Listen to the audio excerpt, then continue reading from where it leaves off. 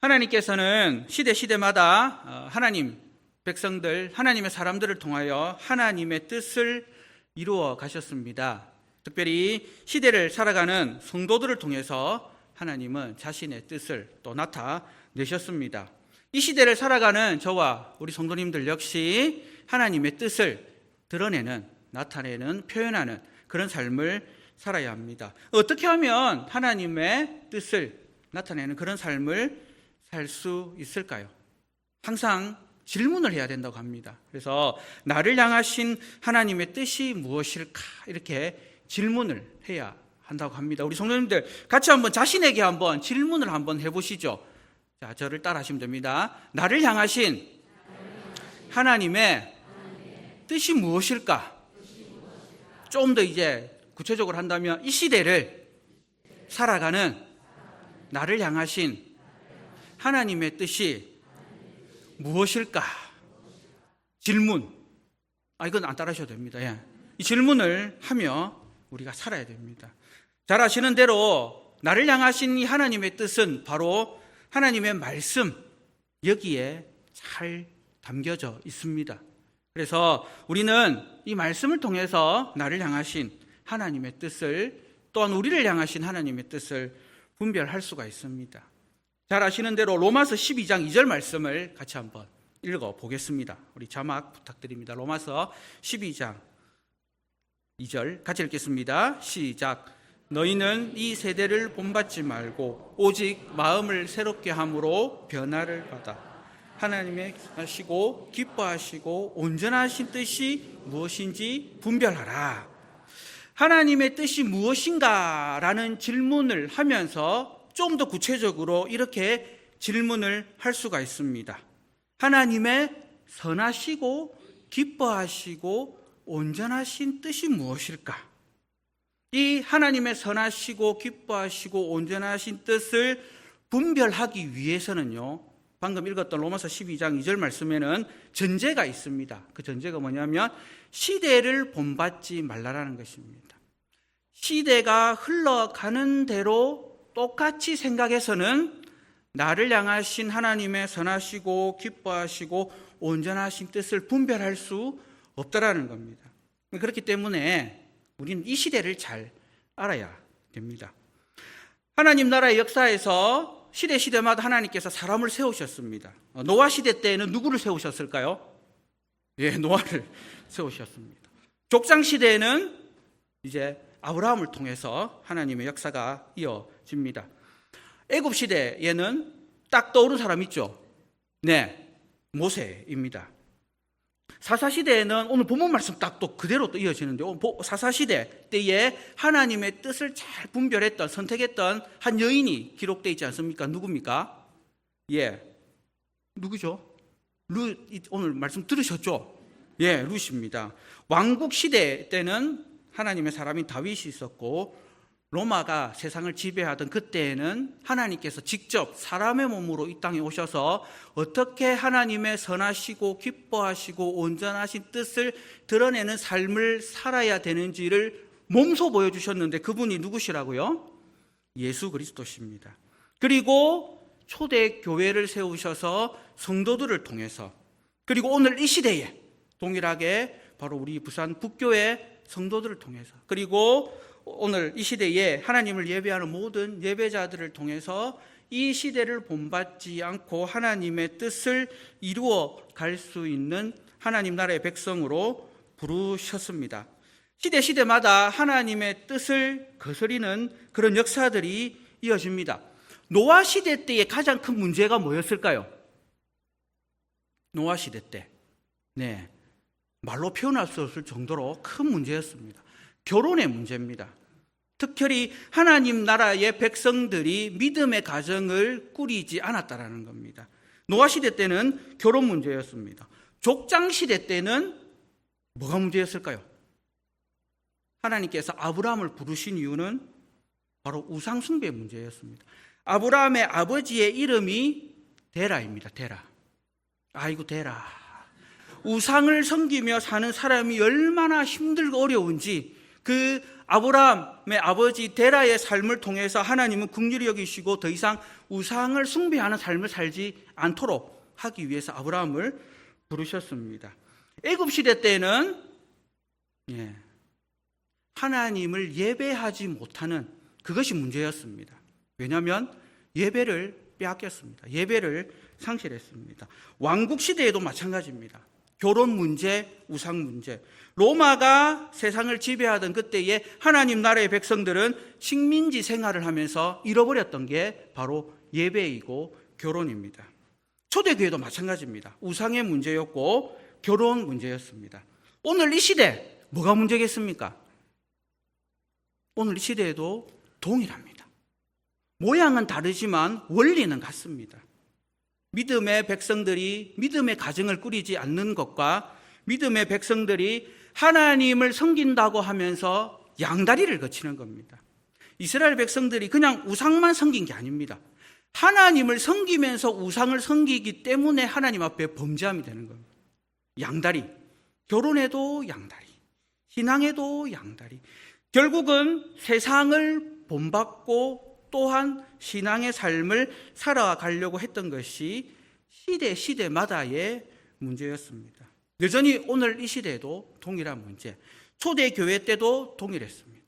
특별히 오늘 말씀이 기록된 데살로니가 전서, 데살로니가 교회는 바울과 실라가 잠시 머물면서 복음을 전했습니다. 놀랍게도 잠시 머물며 전했던 그 복음이 씨앗이 되었고 믿음의 열매들이 되었습니다. 그리고 데살로니가에 살던 사람들이 모여서 예배하는 예배 공동체, 교회가 되기 시작한 겁니다. 그런데 믿음으로 살려고 살아가다 보니 걸리는 것들이 있죠. 오늘 이 시대를 살아가는 저와 우리 성도님들도 많은 어려움들을 겪지 않습니까? 믿음으로 살려고 하지만 한편으로는 믿음 때문에 갈등이 되고 믿음으로 인해서 힘들고 어려운 그런 경험들 다 있지 않으십니까? 데살로니가 교회 같은 경우에는 특별히 성도들이 이제 예수님을 믿게 되었으니 온전히 하나님을 예배하는 예배자들로 살려고 엄청 노력했습니다. 그래서 데살로니가 전서에 보게 되면 데살로니가 성도들이 어떤 삶을 살았냐고 하니 이렇게 기록이 되어 있습니다. 데살로니가 교회 성도들은요, 하나님을 온전히 믿고 그리고 그 하나님을 향한 사랑과 믿음과 소망을 가지고 선한 믿음의 삶을 살기 시작했습니다. 그런데 당시에 이방인들이 보니 하나님을 믿는다라고 하며 살아가는 그들의 삶이 그들의 왕을 섬기는 것보다는 하나님을 더 섬기는 그런 모습 때문에 이 데살로니가 교회 성도들을 이제 핍박하기 시작합니다. 신앙생활 하면서 고난을 받게 됩니다. 신앙생활 하면서 이제 어려움을 당하게 됩니다. 그 소식을 바로 이제 디모데를 통해서 사도 바울이 듣게 되고, 복음 때문에 고통 가운데 있는 데살로니가 교회 성도들을 어떻게 위로할까? 그리고 뭐라고 권면할까? 하면서 기록된 말씀이 어디라고요? 데살로니가 전서입니다. 그렇기 때문에 힘들고 어렵게 믿음의 삶을 살아가는 성도들에게 위로가 되고 격려가 되는 말씀이 바로 이 데살로니가 전서 말씀입니다.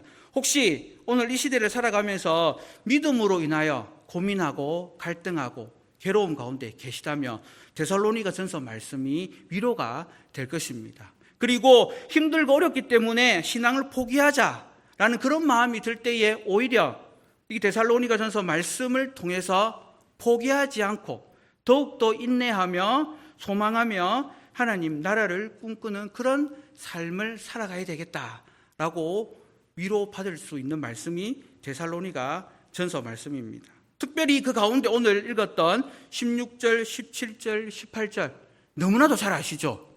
하도 많이 들어봐가지고 본문 안 보고도 암송할 수 있는 무려 3절을 그냥 암송할 수 있을 수가 있습니다. 자, 같이 다시 한번 본문을 읽어보겠습니다. 시작. 항상 기뻐하라. 쉬지 말고 기도하라. 범사에 감사하라. 이것이 그리스도 예수 안에서 너희를 향하신 하나님의 뜻이니라. 아멘이십니까? 사람이 살다 보면 항상 기뻐할 수가 있겠습니까? 그럴 수는 없을 것 같습니다. 언제 가장 기쁩니까? 라는 질문을 했더니 아이들이 제일 기뻐할 때가 있습니다. 뭐 할 때 아이들이 제일 기뻐하겠습니까? 게임할 때가 제일 기쁘다고 합니다. 청년들에게 언제가 제일 기쁩니까? 이제 요거 조금 이제 나눠지기는 하는데, 직장 다니는 청년들에게 물었더니 제일 기쁠 때가 월차 쓸 때, 일 안 할 때가 제일 기쁘다고 합니다. 엄마들에게 물었습니다. 언제가 제일 기쁩니까? 라고 물었더니 엄마들은 식구들이 다 밥 먹고 들어올 때, 밥 안 차려줄 때, 안 차려도 될 때, 그때가 제일 기쁘다.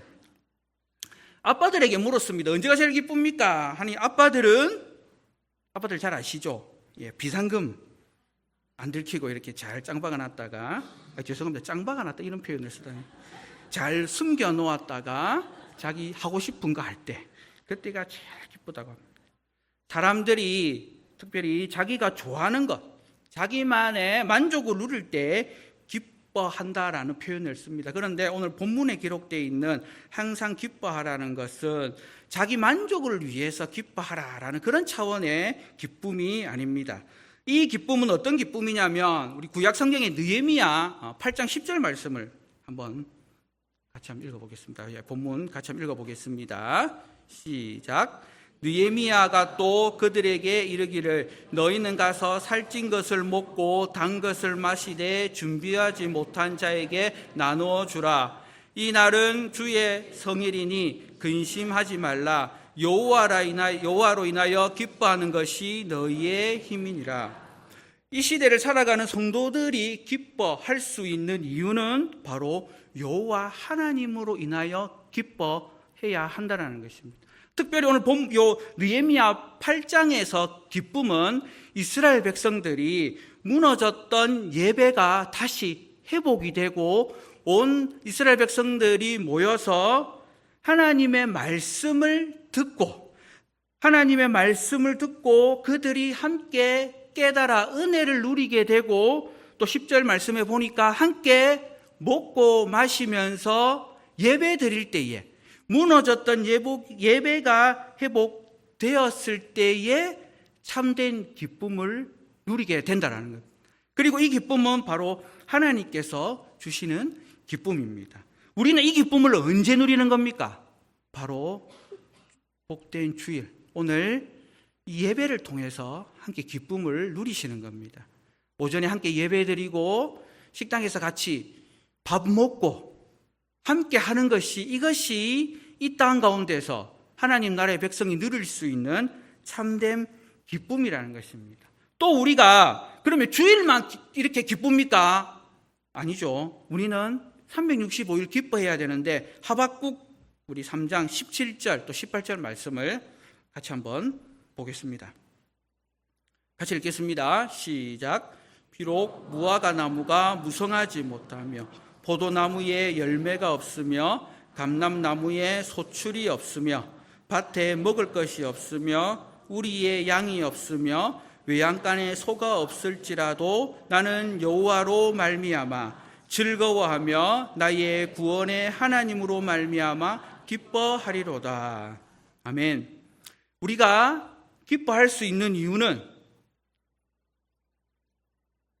17절 말씀에 보니 무화과 나무가 막 열매죠. 감람나무, 무화과 나무가 풍성하고 포도나무도 풍성하고 감람나무도 풍성하고 밭에 먹을 것이 가득하고 우리에는 양이 넘치고 외양간에는 소가 넘쳐서 우리는 기뻐해야 한다라는 그런 차원의 말씀이 아니죠. 물질이 넘친다고 해서 우리가 기뻐하지 않는다라는 것입니다. 오늘 본문에 이 하박국 말씀에 기록되어 있는 비록 무화과 나무가 무성하지 못하고 포도나무에 열매가 없고 감람나무, 이제 올리브 나무죠. 올리브 나무에 소출이 없어도 밭에 먹을 것이 없어도 우리의 양이 없고 외양간에 소가 없고 통장에 잔고도 없고 월급 받아도 다 스쳐 지나가고 아무것도 없어도 과연 우리가 기뻐할 수 있을까요? 하박국의 이 말씀은요, 이렇게도 적용할 수가 있습니다. 이제 봄에는 무화과 나무가 열립니다. 여름에는 이제 지금 포도 많이 이제 곧 나오겠죠. 포도가 열리고, 가을에는 감람나무가 열립니다. 겨울에는 농사를 못 짓기 때문에 먹을 것이 없게 되죠. 우리의 양이 없다라는 것. 이제 침략을 당해가지고 다 뺏긴 거죠. 외양간에 소가 없다라는 것. 농사를 지을 앞으로 생계를 이어나갈 수 없는 그런 상황입니다.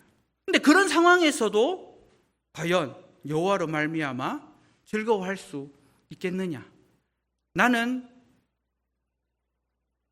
이 시대를 살아가면서 과연 물질적인 풍요를 누리지 못할 때에 정말로 오직 구원의 하나님만으로 인하여 기뻐할 수 있는 믿음이 있느냐? 이 시대를 살아가는 저와 우리 성도님들에게 하나님께서 이 시대는 물질의 풍요로만 기쁨을 측정합니다. 사람들이 그렇습니다. 맛있는 거 먹을 때 기뻐하고 갖고 싶은 거 가질 때에 즐거워하는 그런 시대에 과연 그렇게 살지 못해도 오직 구원을 베풀어 주신 그 하나님 여호와만으로 과연 기뻐할 수 있는 믿음이 있느냐라는 질문. 저도 사실 자신 있게 그렇습니다 라고 말씀드리기는 참 어려울 것 같아요. 왜냐하면 지금 지갑에 돈이 하나도 없기 때문에. 그러나 우리의 본질은 아무것도 없어도 전부이신 우리 하나님, 그분이 나의 하나님, 구원의 하나님이시기 때문에 기뻐할 수 있다는 것입니다. 예배로 우리 하나님을 기뻐하고 소유하지 못해도 구원을 베풀어 주신 그 하나님만으로 기뻐하는 것, 그것이 바로 오늘 데살로니가전서 5장 16절 말씀, 항상 기뻐하라 라는 겉면의 말씀입니다. 믿음으로 항상 기뻐하시는 우리 성도님들이 되시기를 주님의 이름으로 축복합니다. 기도하라고 또 말씀하십니다. 기도하지 말라고 하는데 쉬지 말고 기도하라. 친구들에게 물었습니다. 언제 가장 기도를 열심히 하느냐? 우리 청소년들이 가장 기도를 열심히 할 때가 언제일까요? 시험 칠 때입니다. 시험 칠 때. 공부를 안 하고 기도를 하기 때문에 성적이 안 나오는 겁니다. 공부를 하면서 기도하면 거기에 맞는 성적이 나올 건데 공부는 안 하고 기도만 하니 성적이 안 나오고 주로 진로와 취업을 위해서 기도를 합니다. 청년들은 또 언제 기도를 할까요? 이제 결혼을 앞두고 배우자를 위해서 이제 기도를 합니다. 기도해서 배우자를 만났지만 더 기도하니까 기도하신 성도님들 어떻습니까? 기도해서 만난 배우자지만 기도해서 만난 배우자지만 결혼하고 나면 더 기도해야 되지 않습니까? 이게 놀라운 하나님 나라의 법칙입니다. 엄마들은 누구를 위해서 가장 많이 기도할까요? 자녀들을 위해서 기도합니다. 그래서 남편들이 힘들어하는 겁니다. 아빠들은 무엇을 위해 기도할까요? 이제 건강과 그리고 자기 하는 일을 위해서 기도합니다. 그래서 사실은 이런 기도의 내용들이 결국은 자신들의 필요를 위한 기도의 제목입니다. 이 기도의 제목들은 인류 역사상 끊어질 수가 없는 기도의 제목들입니다. 노아 때부터 해서도 지금까지 이어지는 기도의 제목, 의식주를 위한 기도는 끊어지지 않습니다. 그런데 하나님께서 우리에게 쉬지 말고 기도하라는 것은 무엇을 먹을까, 무엇을 입을까, 머리를 어디에 둘까를 위해서 기도하는 것이 아니라 너희는 먼저 그의 나라와 그의 의를 구하라. 하나님의 나라를 구하라. 바로 여름 성경학교 제목입니다. 이제 토요일부터 유치부 친구들이 여름 성경학교를 시작하는데 하나님의 나라를 구해요라는 제목으로 성경학교를 합니다.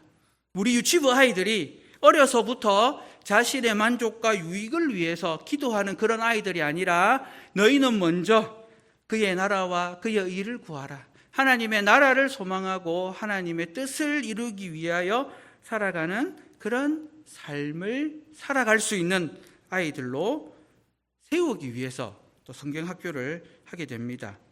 자신의 목적을 성취하는 기도가 아니라 우리를 향하신 하나님의 뜻을 이루어 갈 수 있는 삶을 위해서 기도하라는 것입니다. 그리고 18절 말씀해 보니 범사에 감사하라.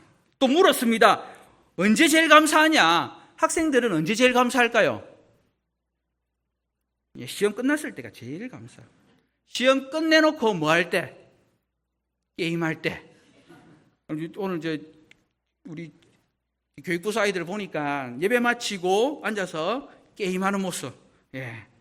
청년들은 취업과 결혼이 원하는 대로 되었을 때에, 엄마들은 제발 좀 남편들, 자녀들이 신경 안 쓰게 할 때에 감사할 수 있고, 아빠들은 진짜 단순합니다. 아빠들은 낮잠 잘 때 안 괴롭힐 때, 제발 좀 잘 때 괴롭히지 마라. 그때 제일 감사하다고 그렇게 하는데, 이 역시 자기 만족을 누릴 때에 우리가 감사한다고 합니다. 그러나 범사에 감사하는 것은 이 땅을 살아가면서 우리가 겪게 되는 모든 일들에 대해서 하나님 앞에 감사를 고백해야 됩니다. 그 이유는 모든 일들 안에는 하나님의 뜻들이 담겨 있기 때문입니다. 큰 일이든 작은 일이든 우리가 알 수 없는 모든 하나님의 선하신 계획들이 있고, 그 일들은 지나고 나면 그것이 하나님의 뜻이었구나 하는 것을 깨달아 알게 된다고 합니다. 그래서 힘들고 어려운, 우리가 이해할 수 없는 일들이 일어났을 때에 불평하고 원망하기보다는 감사할 수 있는 믿음이 우리에게는 필요합니다. 인생을 살다 보면 알 수 없는 일들을 겪게 됩니다. 저희 첫째가 중학교 2학년 때 교통사고가 났습니다.